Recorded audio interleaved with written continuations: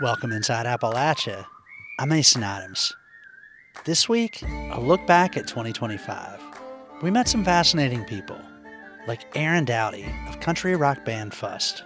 I didn't grow up with a community of music. It wasn't like everybody I knew played music. It became clear to me at some point that music was the way that I saw the world.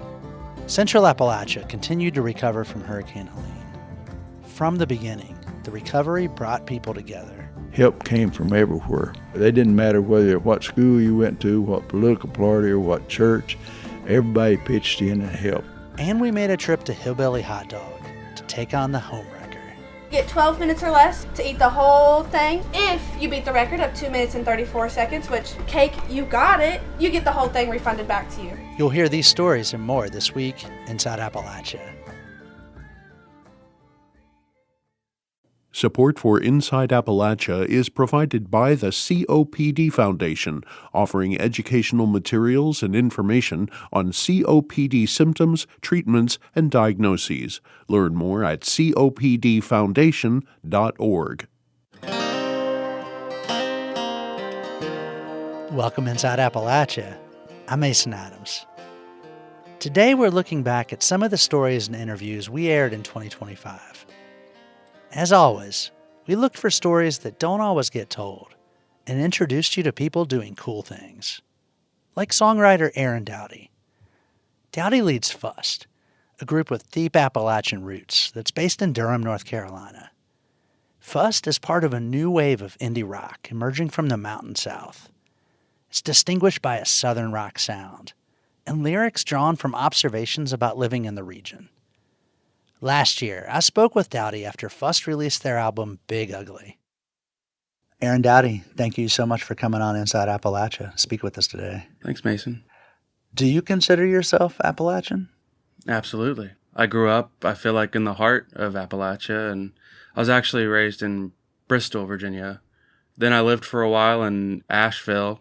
So just purely based on the location and being fully surrounded by that area, I clearly consider myself to be Appalachian. But what that means is something more. I don't know, what the specific details of that is. That's sort of what I've been tracing, and my writing is, less like a biographical detail and more about the entire feeling and subject of what it means to be from Appalachia. So, when did you become aware of that term or that concept of Appalachia? Was it something you grew up with, or did you kind of discover it later? No, I mean, I grew up with that. My dad's family's all from West Virginia, Wyoming County, Pineville, Beckley area.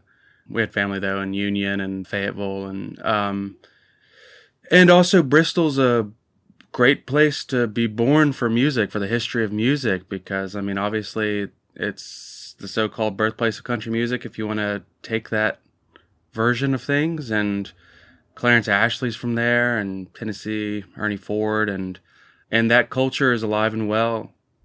I think my parents really loved being from that region, loved being a part of it. I mean, obviously there's complications, but we never shied away from it. We tried to participate in as many cultural things as we could, and I was sort of brought up to know it and to love it. In reading about Big Ugly, the press release, I guess, about it mentions your connections to the Hatfield family in West Virginia, as well as the groundbreaking Carter family, which of course exploded at the Big Bang of country music in Bristol, Virginia. Was that something you were aware of too? And can you talk a little bit about your interest in your family's links to those famous families? Yeah, I mean, mostly this comes out of taking a greater interest in family history, as a lot of people do. At a certain point, you want to know where you come from, and also you grow to love your grandparents and their experiences, and you want to know the history of that. And so I started to sort of inquire with my grandmother about her family and where she comes from in West Virginia, and what her experiences were like. And we would take trips together over the past 5-10 years where we would just kind of walk around her areas and hear stories, and these connections sort of came out, going to Matewan and seeing the courthouse steps, and she would say, and it just would kind of come out in her speech. Oh, we had family connections to the Hatfields, and and then also talking with family and talking to my dad, who's also done similar work, like asking questions about family and our connection to Maybelle Carter. Those are more than they are strong ties. They're just, it's a kind of narrative we tell about ourselves. It's true, but it's also just a kind of a way of feeling tied to the area and what the area's done. And, it's legendary stuff. I mean, the Hatfields and McCoys, obviously, but also the Carters have become the stuff of legends. And there's a long history of what the Carter family opened up and made possible for music. And the fact that I feel myself to be a part of that area and still writing music, I necessarily feel like I'm part of the lineage. Yes, I mean, I think there's a familial tie. There definitely is, but there's also something else, a kind of cultural tie that I feel like I'm a part of and am happy to be a part of. Yeah, and that feeling definitely translates to the music and the lyrics you write. How did growing up here and all that context you talk about, how does that affect your songwriting? Yeah, I mean, it's really interesting. I didn't grow up with a community of music. It wasn't like everybody I knew played music, or my parents don't play music. But it was so ambiently rich that I knew music, and playing music was a thing that people did. And we have sort of folk and roots festivals in that area, and we would go to them. And it became clear to me at some point that music was the way that I saw the world.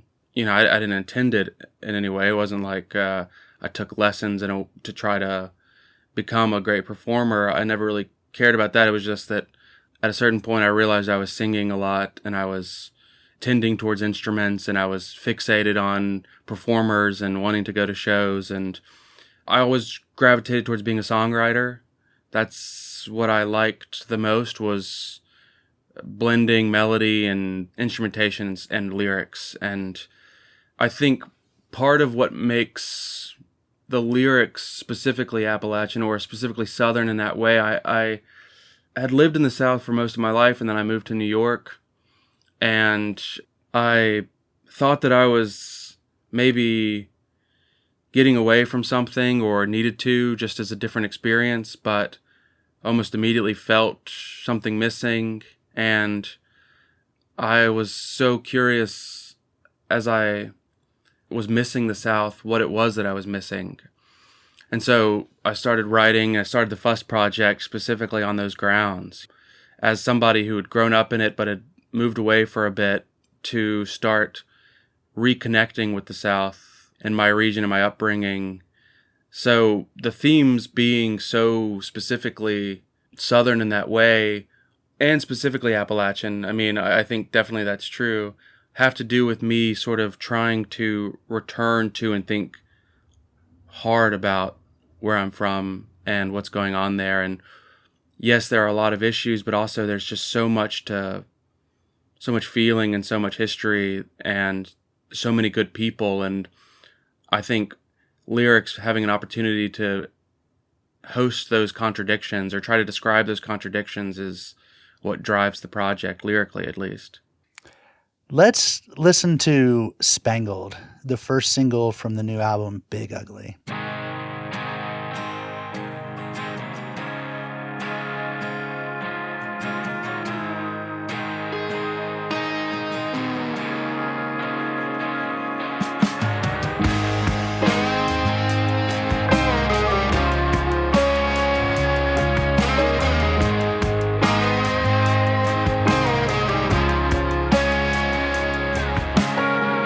They tore down the hospital out on Route 11.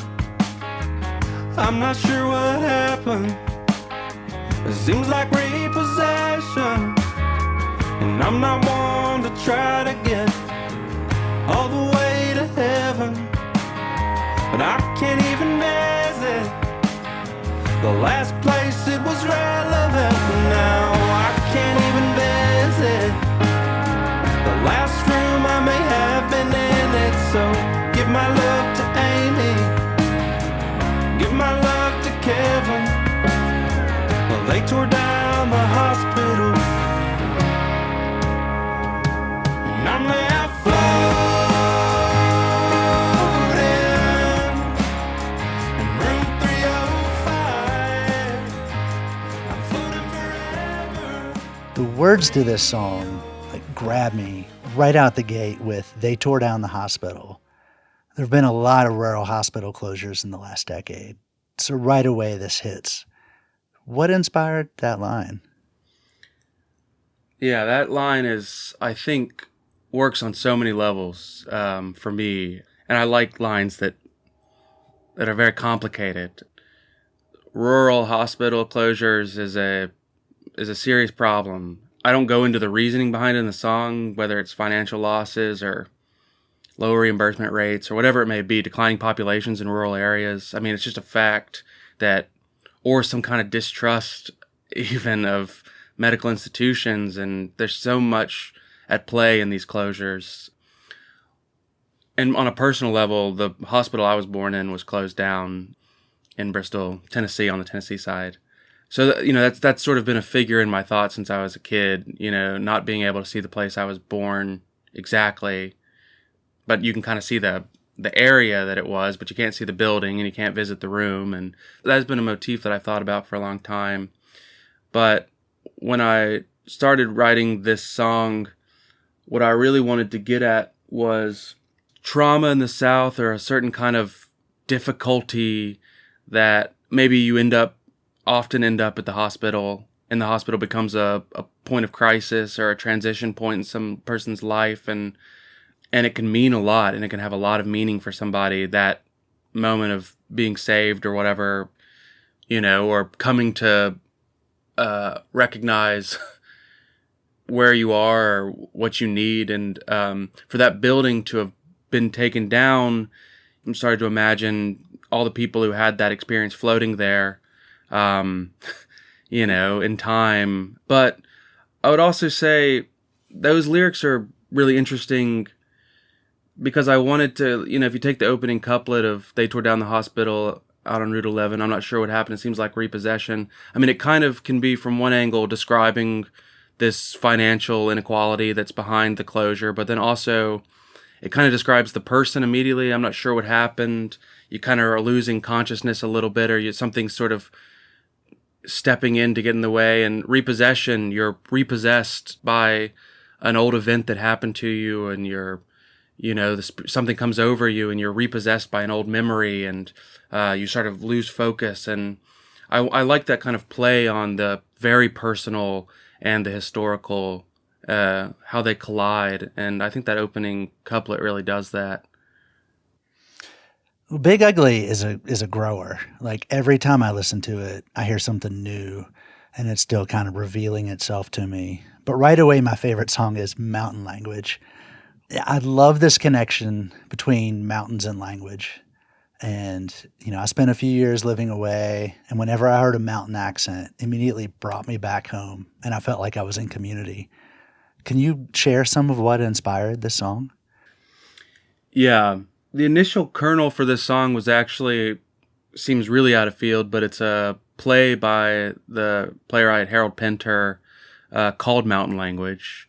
And interestingly, it's about the Kurds and the military coup of 1980, when the Kurdish language was officially prohibited in public life and private life. And it's a one-act play about the soldiers, and they're asking questions to the prisoners, but they're not allowed to speak in their own language, but they don't know the language of the captors. So there's this impasse. And it really struck me. I mean, obviously, the Syrian civil war is a big part of what has been a big part of my life. Not exactly, but just as a global event during my lifetime. And that story always stuck with me. But then, of course, coming from Appalachia, my first thought when I think about Mountain Language is something else. Is about, like you're saying, like the real character of Southern personality and regionalism and expressions and what I wanted to write was some kind of blend of those two. Was, this idea of what, a people who, when someone's stronger than you or is more ideologically coherent or dominant, and you feel like you have to like play that part, you have to kind of speak that language, but you still dream in yours in a way that yours has gone underground, but you got this language that is really true to your way of life that maybe doesn't get the opportunity to be worked through because you have to work these jobs and you have to work these or deal with these kind of cultural setbacks. And it's just this kind of, for me, I wanted to write the song about country utopia, about making it up the mountain again and being with friends and this language, a language that is proportional to life in the South and that feels like it expresses it right and doesn't have to deal with the sort of ways of the world and that kind of community that's not inhibited but actually freed precisely because, and it's not backwards either. It's precisely what it needs to be, and it's Southern and it's mountain, and it's I like that idea of a kind of utopia that is consisting of things that people might not expect them to exist with. It's not a technological utopia. It's a country or mountain utopia. Well, Aaron Dowdy, thank you so much for coming on Inside Appalachia to speak with us today. Thanks for having me, Mason.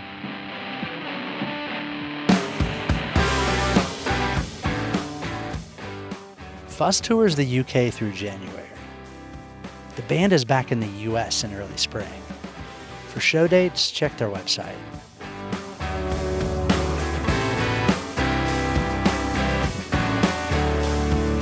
We have our own language.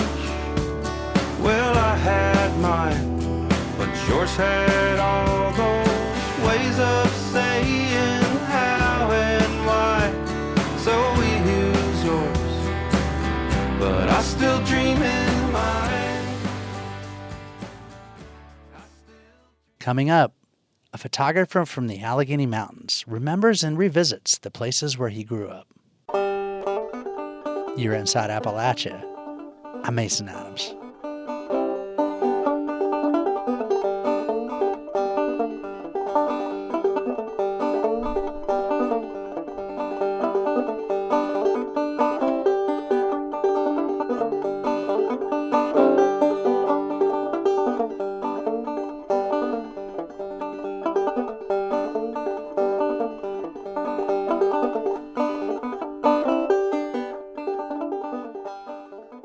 Support for Inside Appalachia is provided by the Charleston, West Virginia Convention and Visitors Bureau, featuring family-friendly activities such as Holly Jolly Brawley and Light the Night at Go-Mart Ballpark this holiday season.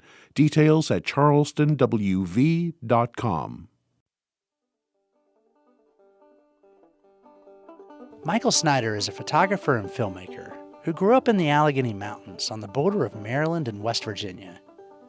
His work has been featured in National Geographic, The Guardian, and The Washington Post. After living away from Appalachia for more than a decade, Snyder moved back to document what changed and what stayed the same. The result was the book Alleghenia, a Central Appalachian folklore anthology. Associate producer Abby Neff spoke with Snyder. Michael, can you describe a photograph for us that you think best represents your new book, Alleghenia? Yeah, gosh, this is such a hard question. There's so many images in this book that I love, and every one was a different little adventure that I got to go on for a day. So it's hard to choose. But I'll start with one. There's one that I just love, and it's titled The Farmers. And it was a day spent on a small family farm right near the border of Western Maryland and Western Pennsylvania. And we got up early in the morning. I think we got up at 5, 6 in the morning, and we went out to pick apples in this orchard.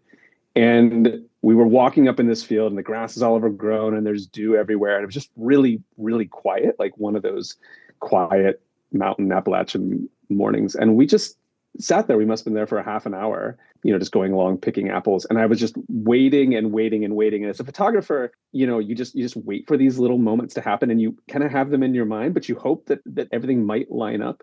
And it's just this photograph where all the pieces that I wanted, that, the little kids in the family, the mother, the dogs are all there, the apples and the dew, and it just all kind of lines up perfectly and just really, for me, just captures this feeling of what it's like to be alive and be in the mountains in the morning in this place. So I think it's just a lovely, lovely little moment. So that's one of my very favorites. I'll give you one more.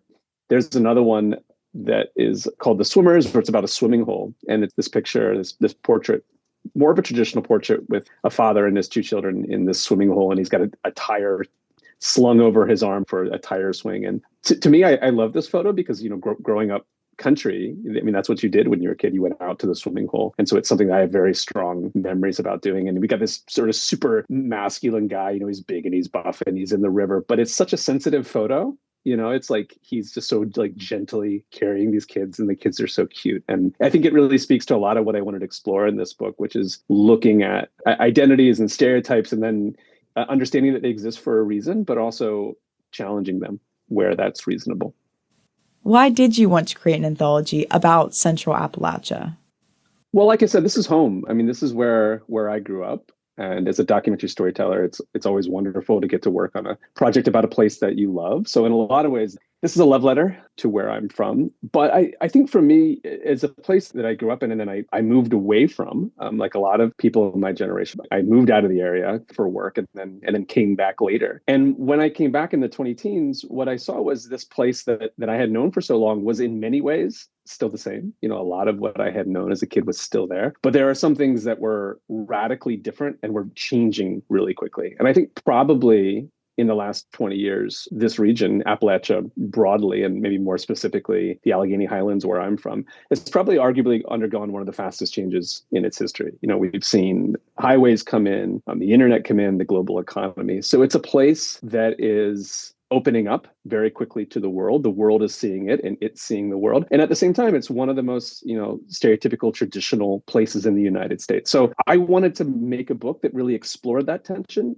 How do we hold on to these identities and lifeways and traditions that are endemic to the region, or so personal to folks in Appalachia, but at the same time, make space for new things, right? And allow the things that we love to change and to evolve and to open up the dialogue for new identities and new people to come in. What does that process look like right now? And so that's the question that I brought into this book, and really drove it by, rather than me trying to answer that question as one person, really trying to understand that through the perspectives of people that are from there, right? Like a lot of what we hear about Appalachia comes from people on the outside, and you can do great work as an outsider. But I was really curious about what people from the place had to say about what that looks like. Your past projects have taken you all over the world. How did creating Alleghenia compare to those experiences? My work as a documentary photographer is kind of split in half. It's like half of it is in far-flung regions around the planet. I've worked in the Arctic and I've worked in the Himalaya. I've been privileged enough to work in places like the Amazon and far corners of Australia. And then the other half is in Appalachia. I guess seemingly those are very, very different things. But I think the truth is what it looks like and feels like to do documentary work is really just to get access and permission and privilege to be in somebody's life for a day. And certainly whenever you're working in a place that's home, like that comes natural, right? Because you have more of that shared language and that shared identity and that shared culture to build off of. But still, fundamentally, it's about getting real trust and real permission to share a story of somebody who you don't know yet. Right. And so that's a challenge no matter where you work. And it's an adventure no matter where you work. So you really don't have to go around the planet to be on a great adventure as a storyteller. I see the work that I do in Appalachia is in many ways just as exciting and just as enriching as things that I've done elsewhere. How does this project challenge the quote unquote stranger with the camera trope that seems to endure in Appalachia? A place like Appalachia has, I think, been a curiosity to people for a long time, because of its inaccessibility, because of its unique culture, because of how synonymous it is with American traditions and Appalachian traditions, and also because of, the poverty and the hardship. And so, like, a lot of that is positive, I think, and really honorific of the region, but some of it less so. And I think, particularly when you have folks on the outside that come there to sort of engage in poverty porn, right? To, just really look at what's negative and to go and try to capture that and be extractive and take that away for external entertainment. I think there's some real ethical questions, of course, about that. And, as a documentarian, I think as an outsider, it's very difficult to know what the right questions are to ask, who to speak to, who not to speak to, and so on. I will say that I do think there is excellent work done about any culture that can be done externally to it, right? Like it's not a given that if somebody is from a place, like they are going to tell something that is of high integrity and high quality and so on. So it isn't as simple as that. But certainly by being from a place, you've got a leg up on all of that. And the way that I try to do all of my projects, and especially this project, is to really be collaborative in the storytelling. Whenever I'm approaching folks to talk about various traditions, and this is a book fundamentally about traditions, right? What these traditions are and how they're changing and how they're staying the same. I start that as a dialogue with the people that I'm working with. You tell me where you think this conversation should go and what it should look like. And you help guide me towards what photo you think will be most representative, right? And so that's a little bit different than traditional photojournalism, where the idea is to be purely objective and to kind of drop in from the outside and capture something that's your unique voice, that is unobstructed. I think for me as a documentary photographer, somebody that does that in a way that I hope has a lot of reciprocity and community building built into it. I really want to do that with the communities that I work in.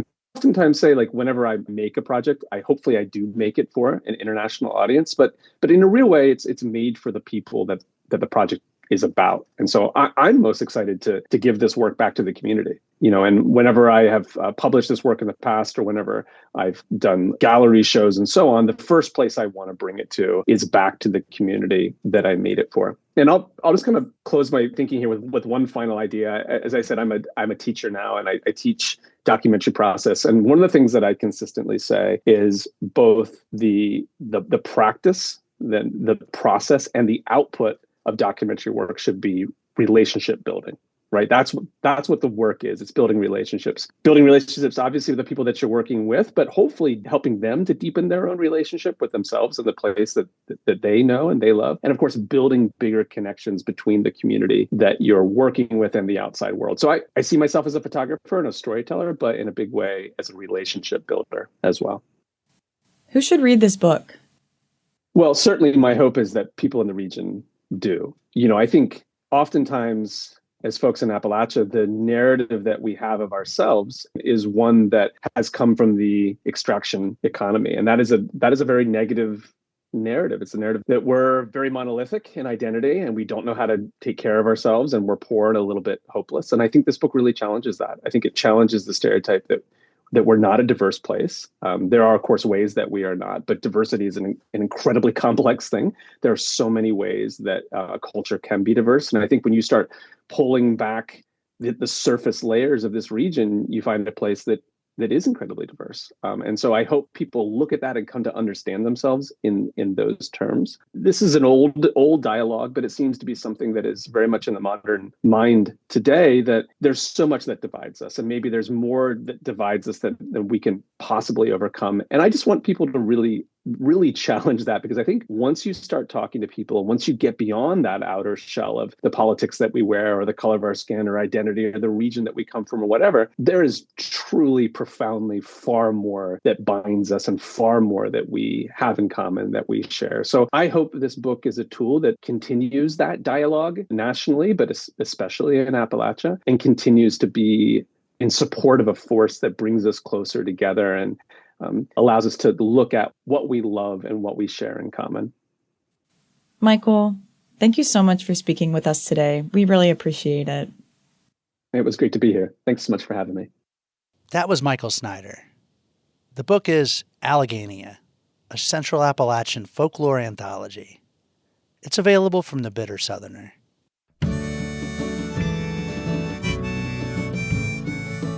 It's been more than a year since Hurricane Helene hit the mountains of Appalachia. The storm devastated parts of western North Carolina, East Tennessee, and southwestern Virginia. Communities are still rebuilding and recovering. Our partner station, Radio IQ, produced a documentary about how folks recovered and rebuilt after the storm. This is an excerpt from that special. Here's Roxy Todd reporting from southwestern Virginia. In Damascus, a friend took Deanna Wolf to look at what was left at the mobile home park where she'd been living for 14 years. Her home was the only one still standing, but the land beneath it had washed away, and most of her belongings were destroyed. My picture albums were all on the bottom shelf. When I walked in there, some of my little stuffed animals and things like that were all laying in the floor in the mud. She says she didn't just lose her home, but also her community. She had close-knit neighbors that felt like family. I never dreamed anything, like that would ever happen. And it just completely destroyed the park. All the houses that were in there were swept down. They were all wrapped around the trees down on the other end where all the trees were, and everything was washed away. It wasn't clear how long it would take for federal funding to become available. People would say, well, what are you going to do? And I said, I have no idea. Damascus town leadership and volunteers began holding meetings. All the buildings in downtown Damascus had been damaged in the flood, so they hosted meetings in the town park. This section of town had actually flooded during a previous flood in 1977, but because of mitigation work the town and the Army Corps of Engineers did to repair the stream bank, the park was untouched by Helene. Damascus town manager Chris Bell recalls that at one of those first town meetings, a group of organizers from White Sulphur Springs, West Virginia, came to share their experience of helping each other after their community was flooded in 2016. And literally passed out a little spreadsheet of a how-to guide of what exactly they did. And that was very powerful. It was in the middle of a town park. We had only had power for a day or two. And several local residents kind of took that to heart and said, hey, we can do that. Inspired by what worked in West Virginia, residents in Damascus created a nonprofit called Trails to Recovery. Local faith groups joined with the Mennonite Disaster Service and began raising money to help survivors repair and rebuild their homes. They raised nearly $1.7 million in private donations and rebuilt 91 homes in Washington County, including one for Linda and Carl McMurray. These houses are rated for a Category 4 hurricane, and it's a solid, just all you need. It doesn't have a lot of frills, but it's a good house. And they built it in 3 months. The McMurrays received assistance from the Federal Emergency Management Agency, but this funding doesn't cover all the costs, points out Damascus town manager Chris Bell. And a nonprofit can work outside those restrictions and really move in an expeditious manner. So the newly formed nonprofit, Trails to Recovery, was able to cover the gaps and move quickly. Volunteers did all the labor, says Carl McMurray. Help came from everywhere. They didn't matter what school you went to, what political party or what church. Everybody pitched in and helped. And that just shows you the goodness in the country, even though we dwell on a lot of the negatives. One of the volunteers was 73-year-old Mary Gale in Damascus. Like many, she spent months mucking out buildings and rebuilding homes. The Lord blessed me with being small enough and agile enough that I could get underneath the houses and pull out all the old insulation and the ductwork and the sticks and everything. And I wore my mud well. She and a neighbor began helping the morning after the flood. And then he said, we've got to feed everybody tomorrow morning.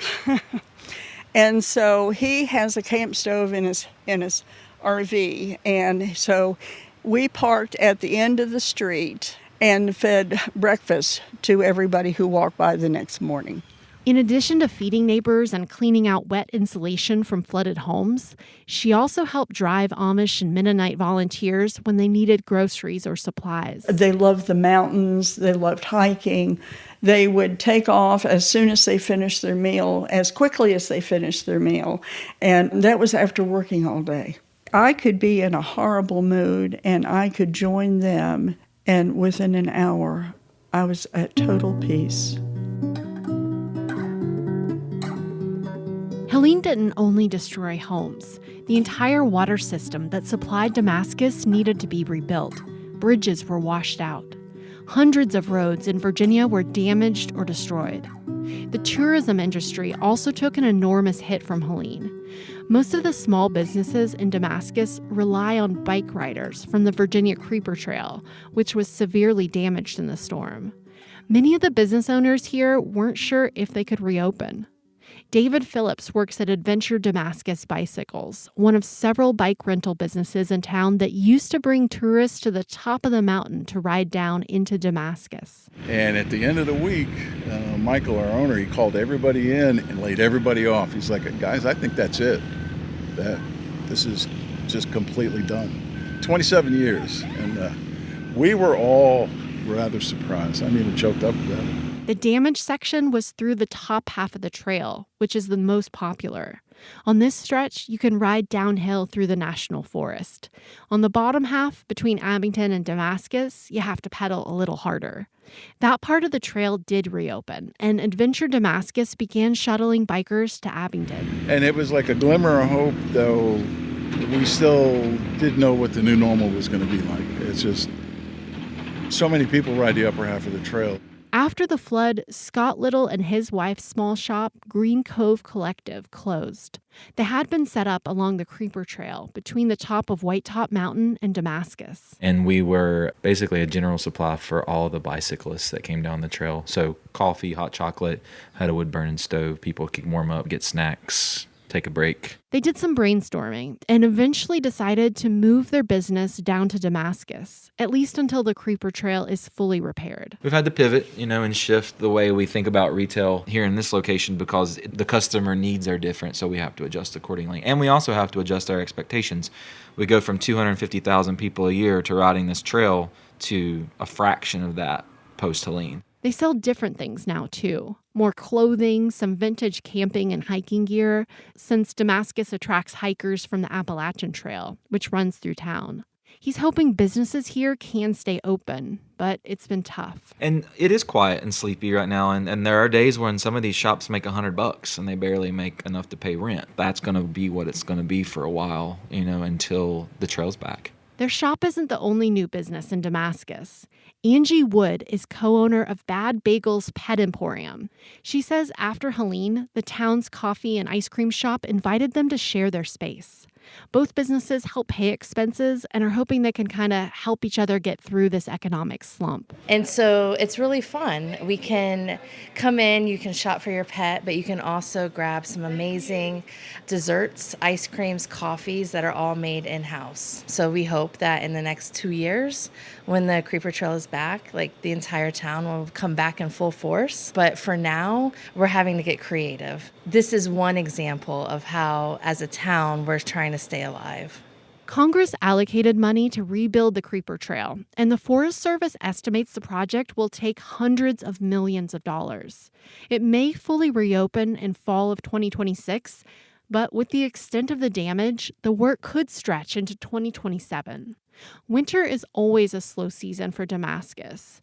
After Helene, the winter took on another level of heaviness, says town manager Chris Bell. Winter is depressing because now all the leaves are gone, and now you're really seeing what the flood did. So you're really just looking at flood damage day in, day out. I remember the first days of spring where things started blossoming, and it kind of hid those scars, which was nice because you weren't constantly reminded of just what happened. And with spring came new riders to the bottom half of the Creeper Trail. Folks like Kevin Bounds, who traveled from North Carolina with his granddaughters and his grandson Isaac. We're taking a shuttle up there at 3 o'clock, and then we're going to be riding down back to Damascus. And they're avid bike riders. They like to go into a park or a greenway somewhere to ride bikes. So this is going to be their first adventure with a 17-mile ride. It's going to be his first time riding 17 miles on a bike as well. A few weeks ago, a new fly fishing shop opened in Damascus. The town has started organizing new events this year to promote the area's draw as a trout fishing destination, says Bell. We stock the streams with trout. Even without stocking the streams, there's just a lot of large trout in the area. There's still a lot of work ahead, but Bell and others in Damascus say they feel more hopeful now about the town's future.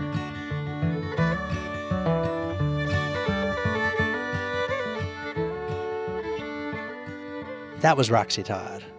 You can hear the full documentary at Radio IQ.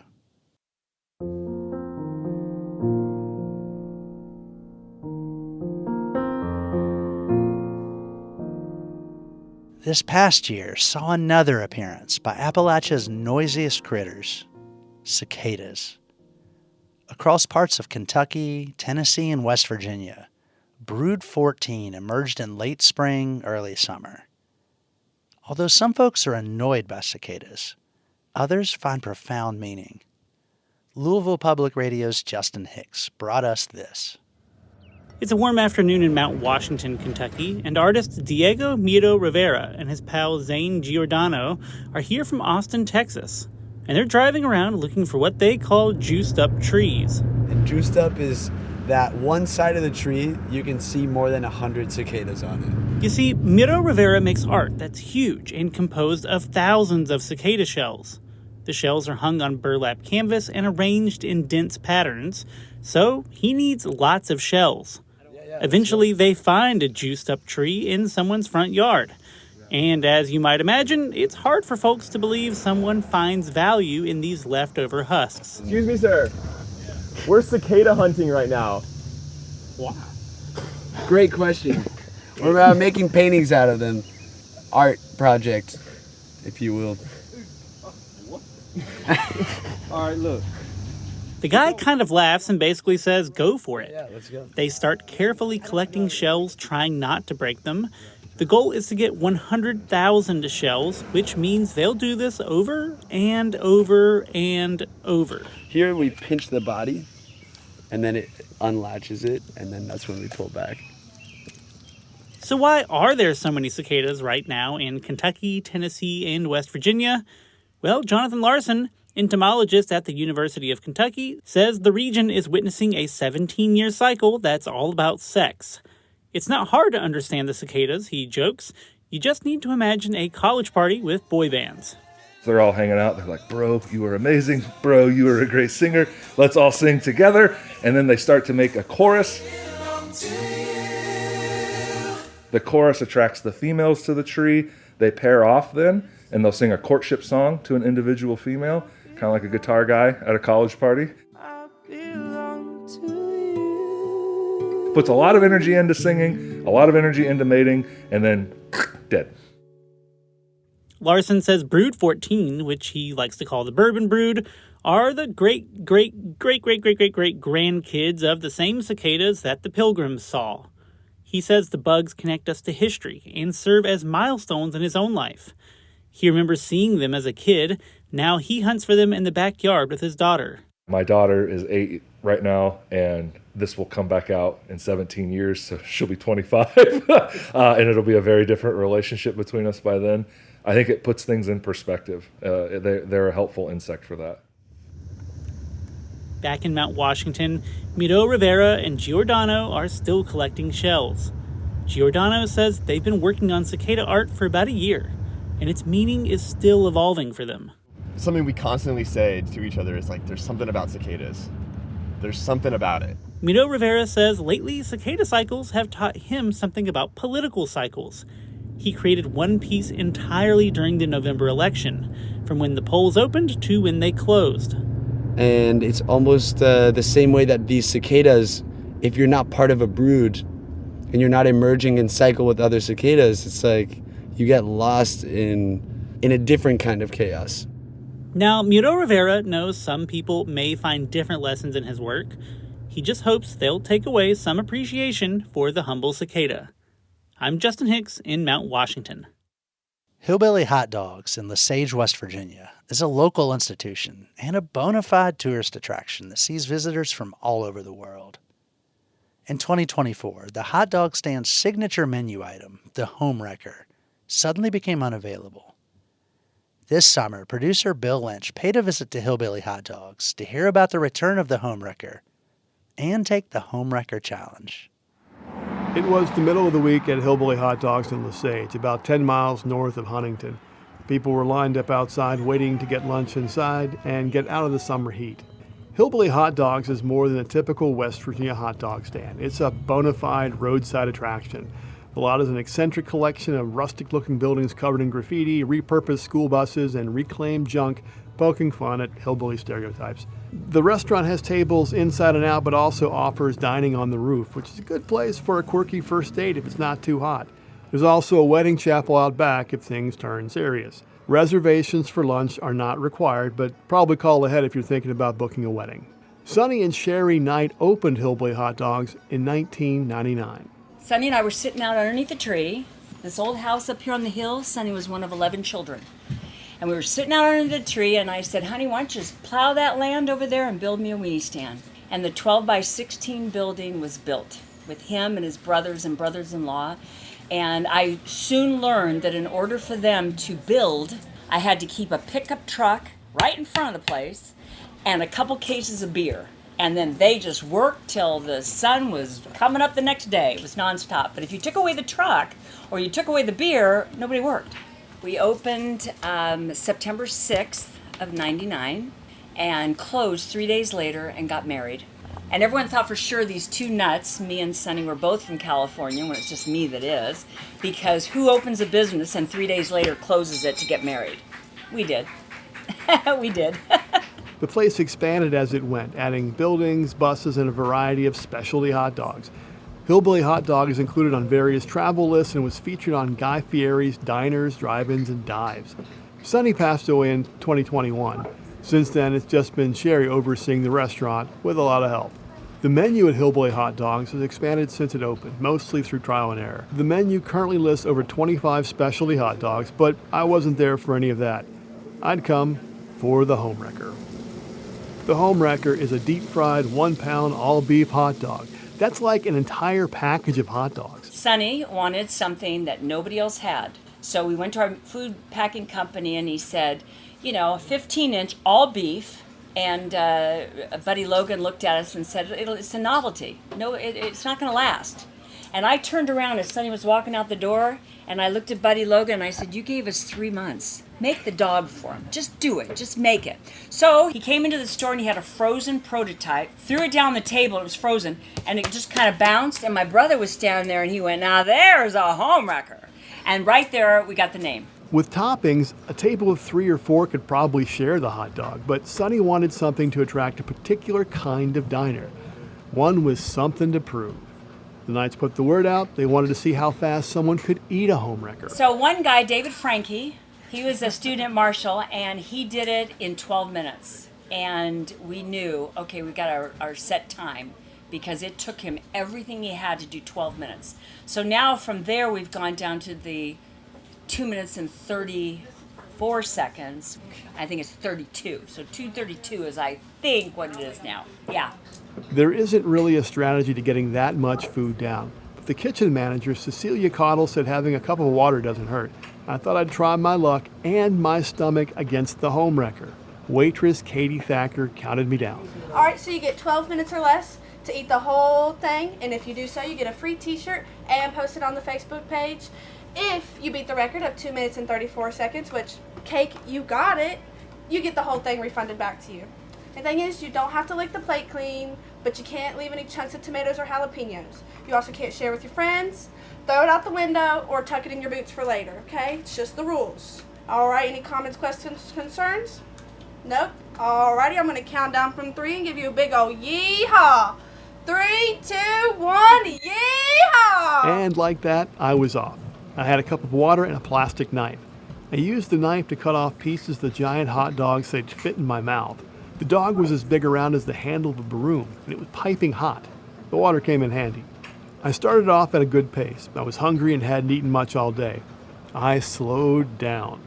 But I finished. Never doing that again. Hey, but you did it. Hey, you even licked the plate clean. Did you know about how much time you had left? You said out loud 2:45. 2:45? The store record was safe, but I still got a t-shirt and bragging rights. I was gonna say, I was looking forward to lunch, but something about watching you eat a Homewrecker is like, now I'm full, you know what I mean? The Homewrecker has been part of Hillbilly Hot Dogs for 20 years, but it almost came to an end last summer when Sherry's weenie supplier went out of business. Who makes a 1-pound hot dog? I really didn't know what to do. And I turned to a very good friend of mine by the name of Guy Fieri, and I said, I don't know what to do. I'm lost. And so he said, I got you. That's all he said, I got you. And the next thing I know, I had chefs from all over calling me, going, give me specs, give me information, give us, do you have any left on hand, which we did. So they had those to look at, go from, and we ended up with Vienna beef, and they've done a phenomenal job. Sherry said that after Fieri visited Hillbilly Hot Dogs in 2007, he stayed in touch. And he's always just been my good friend. Yeah. When my husband died, he called. He called me quite a few times just to make sure I was okay. Yeah. His heart is in the right place. He's a beautiful man. And Fieri helped her get a really decent hot dog. I was proud of my Homewrecker t-shirt, but you probably shouldn't do something like that more than once. But looking at the Hillbilly Hot Dogs menu, below the original Homewrecker, there's something called the Widowmaker. It's a 2-pound weenie with 4 pounds of toppings. I wonder how fast somebody could finish that thing. For West Virginia Public Broadcasting, I'm Bill Lynch in Lesage. There's a video of that visit to Hillbilly Hot Dogs, including Bill's attempt to take the Homewrecker Challenge. Find it at our website, wvpublic.org.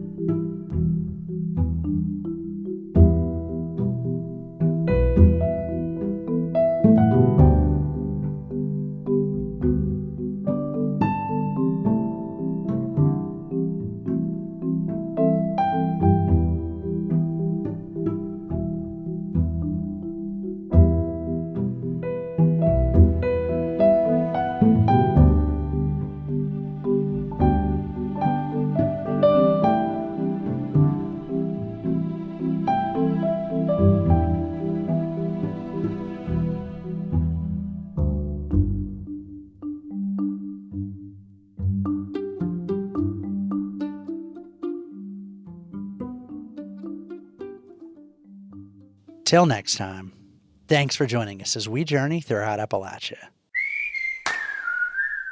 Our theme music is by Matt Jackford. Other music this week was provided by Fust, Jeff Ellis, Paul Loomis, Frank George, and Blue Dot Sessions. Bill Lynch is our producer. Abby Neff is our associate producer. Our executive producer is Eric Douglas. Kelly Libby is our editor. Our audio mixer is Patrick Stevens. You can find us on Instagram @InAppalachia. You can also send us an email to insideappalachia@wvpublic.org. Visit wvpublic.org/InsideAppalachia to subscribe to our newsletter and stream all of our stories. Or look for Inside Appalachia on your favorite podcast app. Inside Appalachia is a production of West Virginia Public Broadcasting.